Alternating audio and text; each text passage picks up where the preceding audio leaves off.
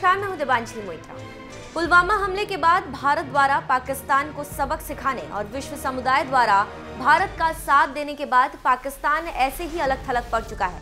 उसके बाद वही पुराना राग जो पाक हमेशा अपनाता है, इस बार काम नहीं आया कि भारत युद्ध पर आमादा है और हम तो पहले से ही आतंकवाद को लेकर परेशान हैं। हमेशा मसूद अजहर का बचाव करने और चीन द्वारा समर्थन करने से बचता रहा पाक इस बार बुरी तरह से घिर गया है, क्योंकि जिस सदाबहार दोस्त चीन पर पाकिस्तान इठलाता था और खूब प्रशंसा करता था, आज वही चीन आतंकवादी मसूद अजहर और पाकिस्तान को दूध में मक्खी की तरह निकालकर भारत के साथ आ गया है और आतंकवाद पर भारत का समर्थन करने की सोच रहा है।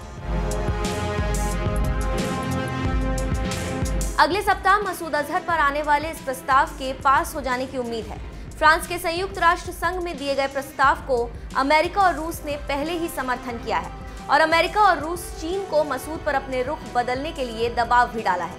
संयुक्त राष्ट्र सुरक्षा परिषद की सैंक्शन कमेटी ने 13 मार्च पर इस मामले की सुनवाई का नोटिस जारी किया है।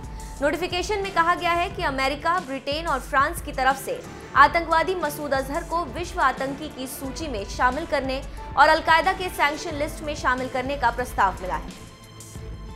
माना जा रहा है कि अगर चीन ने इस पर कोई अड़ंगा नहीं लगाया तो ये प्रस्ताव पास हो जाएगा। इसके अलावा सुरक्षा परिषद का एक अन्य स्थायी सदस्य रूस भी इस प्रस्ताव का समर्थन करेगा। भारत में हुए हमले और मसूद अजहर को विश्व आतंकी घोषित करने को लेकर अमेरिका का चीन पर इस बात को लेकर काफी दबाव है कि वो पाकिस्तान स्थित आतंकी मसूद अजहर पर अपना सख्त रुख अपनाए। इधर रूस चीन के साथ अपने अच्छे रिश्तों का इस्तेमाल कर भारत की चिंताओं को दूर करने के लिए कह रहा है। इसी बीच पाकिस्तान सरकार ने भारत के साथ तनाव कम करने की कोशिश में जैश-ए-मोहम्मद सरगना मसूद अजहर पर कार्रवाई करने का फैसला किया है, लेकिन ये सब हमेशा की तरह सिर्फ दिखावटी लग रहा है। मीडिया में आई खबरों पर अगर गौर करें तो पाक के एक शीर्ष सरकारी अधिकारी ने रविवार को बताया कि पाकिस्तान संयुक्त राष्ट्र सुरक्षा परिषद के आतंकवादियों की सूची में अजहर को शामिल करने के प्रस्ताव पर अपने विरोध को वापस भी ले सकता है। ये सब विश्व समुदाय के दबाव का असर है और भारत के एक शक्ति के रूप में समर्थन करने का नतीजा है। वहीं कई और खबरें जो छन छन के आ रही है, उसके मुताबिक जेईएम नेता अजहर के नेतृत्व पर कार्रवाई करने का निर्णय कर लिया है। विश्व समुदाय के भारत के साथ आने के बाद जिस तरह से पाकिस्तान घुटनों के बल आया है, जैश पर कार्रवाई उसी का नतीजा है।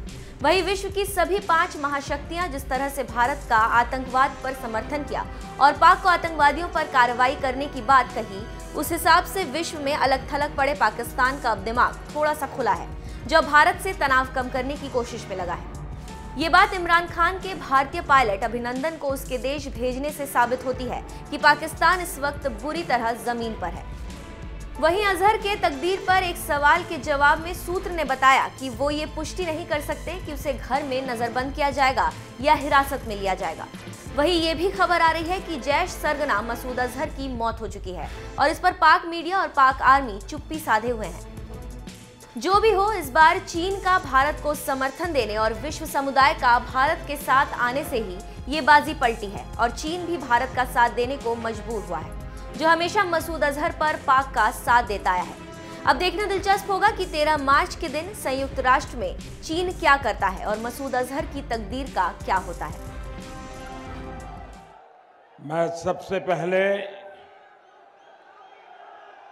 आपसे 3 बार जयकारा बुलवाऊंगा और मेरा आग्रह है कि दोनों मुट्ठी बंद करके हाथ ऊपर करके जयकारा बोलना है और 3 अलग अलग जयकारे मैं बुलवाऊंगा।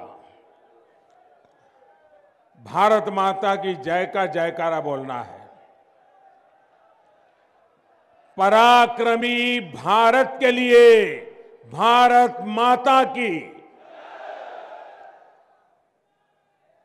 जरा पूरी ताकत से बोलिए, पराक्रमी भारत के लिए भारत माता की, विजयी भारत के लिए भारत माता की, वीर जवानों के लिए भारत माता की। बहुत बहुत धन्यवाद। उत्तर प्रदेश के लोकप्रिय एवं यशस्वी मुख्यमंत्री श्रीमान योगी आदित्यनाथ जी, केंद्र में मंत्रिपरिषद के मेरे साथी, देश की रक्षा मंत्री निर्मला सीतारमण जी, मंत्रिपरिषद की साथी बहन स्मृति ईरानी जी, राज्य सरकार के मंत्री मोहसिन रजा जी, सुरेश पासी जी, विधायक मयंकेश्वर शरण सिंह जी, गरिमा सिंह जी, दल बहादुर कोरी जी, उत्तर प्रदेश के मेरे प्यारे भाइयों और बहनों, जय राम जी की।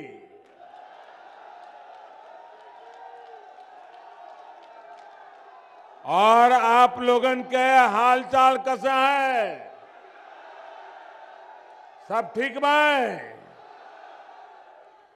आप सभी इतनी भारी संख्या में इकट्ठा हुए हैं, आप सभी को मेरा प्रणाम। ये भूमि टीकर माफी के परमहंस महाराज की तपोभूमि रही है।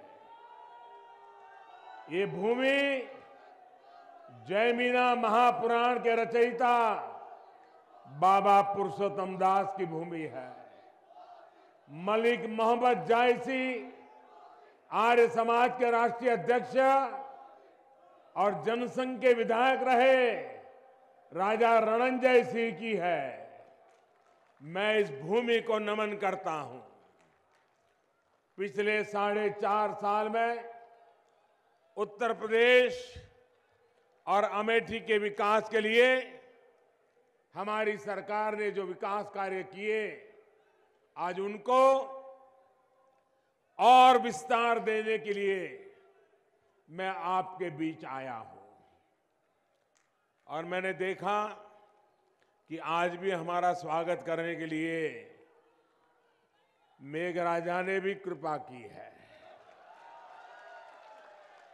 और मुझे बराबर याद है 98 में अटल जी के साथ यहां मैं जनसभा करने आया था और उस दिन भी बड़ी भारी बारिश हुई थी। सारी व्यवस्थाएं तहस नहस हो गई थी। और तब से लेकर के मैं लगातार किसी न किसी संगठन के काम के लिए अमेठी आता रहा। प्रधानमंत्री बनने के बाद आज फिर एक बार आपके बीच आने का अवसर मिला है।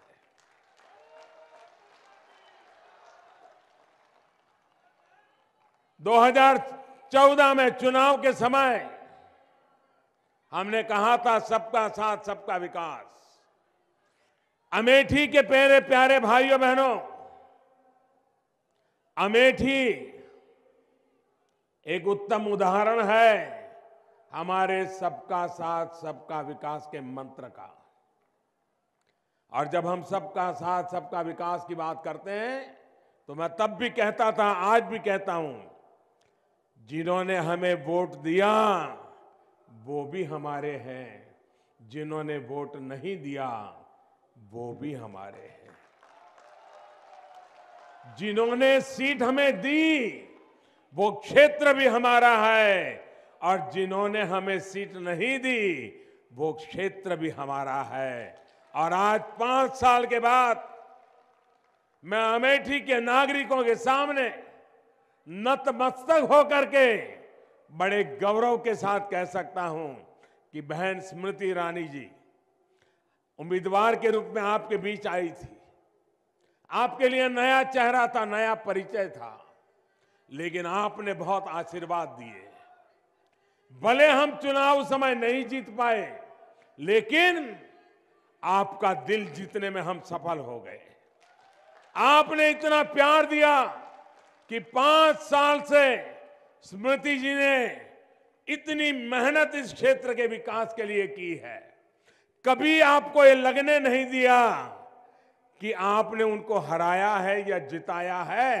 जीते हुए से ज्यादा काम करके दिखाया है।